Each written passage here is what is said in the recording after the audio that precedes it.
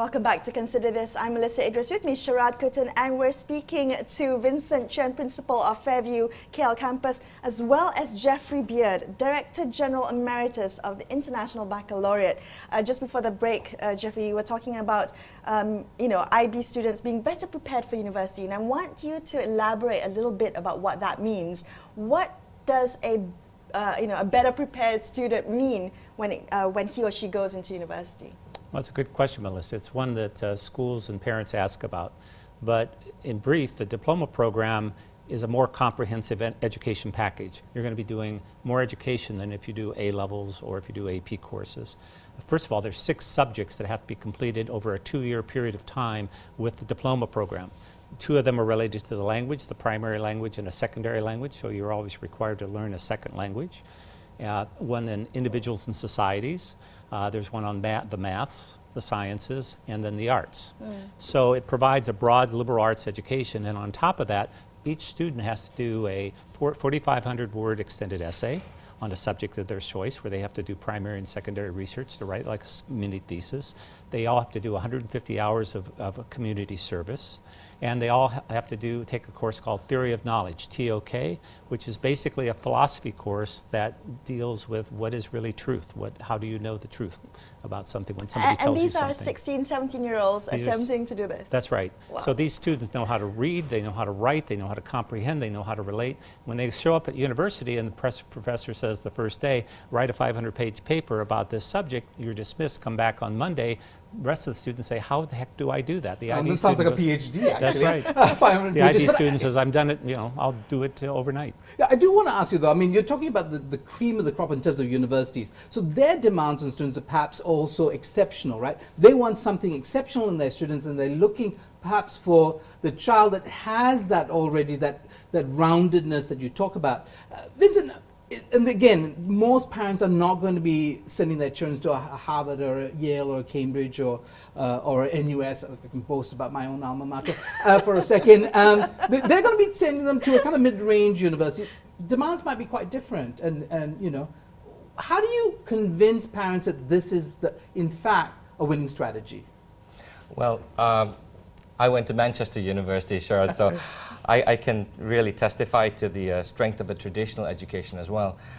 But I would say that convincing parents on the basis of which university to go to might be a bit short-sighted. Because what we do in the school and what we do with the IB is we prepare people for a future, not for a tertiary education. Tertiary education is a milestone to get there. And we have to recognize it as just that. A lot of children today are going into vocational courses.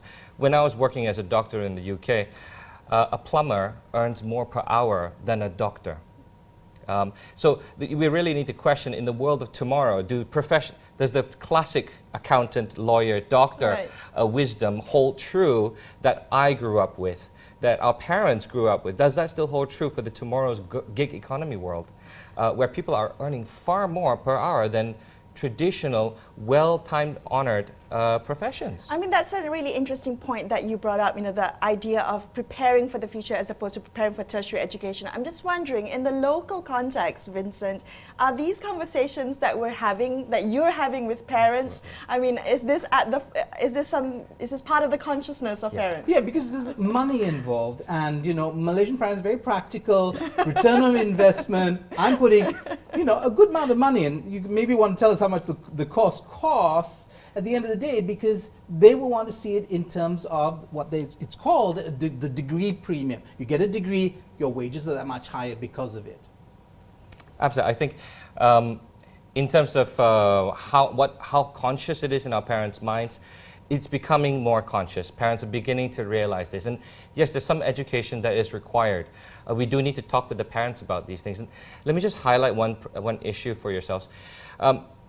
We are trying to prepare our children, our learners, for an uncertain future. And this concept of preparing for uncertainty is something that traditional education has blasted out of us. In every old school exam, there is a right answer. And when you're told there is a right answer for 13 years of your life, you don't go looking for the wrong answer. But guess what every successful entrepreneur does? They go around looking for all the wrong answers. And that's where they find the right answers. How do we exist in a world of tomorrow where there are no right answers, where you create the right answers? So in the IB, the assessment systems and the way that they talk and discuss with you does not focus on one right answer. It focuses on what is your thinking process to get to an answer, and let's consider in the theory of knowledge that they do in the diploma program, your perspective on the right answer, my perspective on the right answer, and the most important part, how both of us could be right at the same time. Yeah, Jeffrey, you could jump in there, give us a broader kind of a global context to the kind of conversations that parents are having, the people who are actually doing the investment. You work in the American context, in the British context. You told us you also spend time in China, a land of very practical people, we're told. I mean, that's a bit of a stereotype, but okay, let's go with that.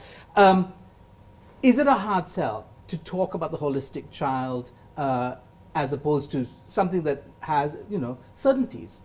Well, I think the holistic child conversation usually comes second or third in the conversation. Most parents are, what's the best education? What's the best chance? How do I want my child to succeed? Is IB worth the money? Because in many schools, the cost of tuition can be very high. The IB doesn't set those parameters around what a school charges. A school is free to charge whatever they want. The IB's costs are very modest. So in the public schools, it's very affordable. The public schools are basically subsidized by the government, and there's really very small charges. In fact, it's a non-profit IB.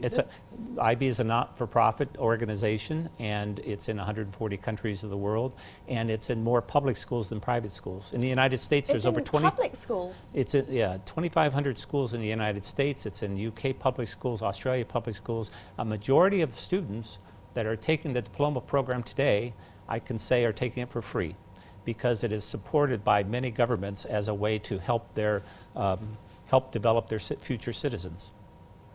Vincent, do you look at the Malaysian curriculum? I mean, are you having conversations that are broader than just your school, the community of international schools, and looking at that? I mean, is that something that you're concerned about as a psychologist, a trained psychologist and educator? Well, I trained as a psychiatrist, so it's slightly different. Okay. But yes, there are... You can dispense pills. I was a registrar, yes. I could dispense pills then. The IB is present in 10 Malaysian public schools that I'm aware of right now, and there's a couple more. In what way?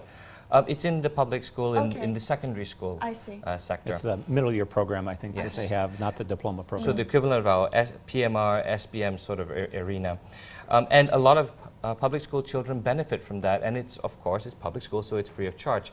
It's also present in a lot of our international schools, so in terms of, if you want options, it's there for you. The IB is very well regarded here and across the world, and I think in terms of value for money, you can either pay upwards of 200,000 for this in a year. The total figure can come close to $1 million sometimes, or you can pay a lot less for that. Are you seeing a lot more Malaysian parents coming to Fairview now because of this? I'm seeing a lot more Malaysian parents ask the correct questions. Less about how many A's am I going to get, and more about how do you prepare my child for tomorrow. Which is why I was sharing about, education is really important to help parents focus on the correct question. University isn't the end point. When they get to that first job, when they start succeeding in their career, when they find value in their life, that's what parents are beginning to start talking a lot more about these days. They want their children to have happy, meaningful, relevant lives. And a lot of them are really talking about this, and that's where we excel in shaping our children, because that's the conversation we have all day. Right, so happy children, the therapist might go out of business, but okay. All right, we're going to continue this conversation about what's needed in the education system right here on Consider This. Don't go away.